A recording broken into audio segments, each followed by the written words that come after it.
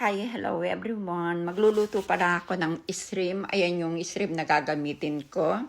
At tapos lalagyan ko ng potato.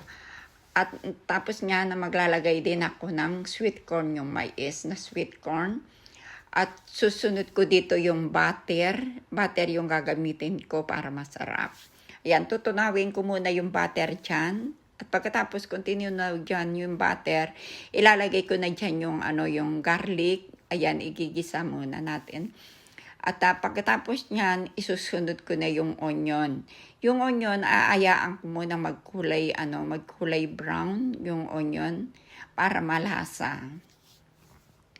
At pagkatapos kong linagay yung onion, ay maglalagay ako ng tomato paste. Yung ginamit kong tomato paste, tatlo pala yung ginamit kong tomato paste na ilinagay ko dyan.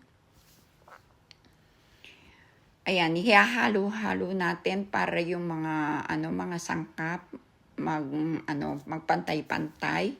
At maglalagay pala ako ng asukal diyan, yung asukal kasi para matanggal yung asim. At maglalagay ako ng black pepper at saka yung seasoning sa mga hipon. Ayan, ilagay ko. At maglalagay din ako ng ground pepper. Ayan yung ground pepper ang ilagay ko. Tapos yan, susunod ko na yung potato. Aluhin ko muna ito para yung sangkap magpantay-pantay sa At pagkatapos niya na yan, maglalagay ako ng tubig kasi palambutin mo muna yung potato diyan. Ngayon, isusunod ko na yung yung shrimp.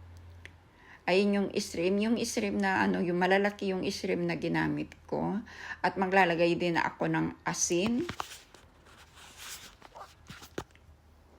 Ayan na yung linuto kong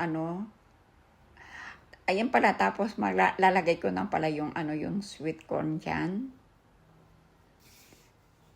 Ayan, ganyan lang ka-easy ang magluto. Ayan na yung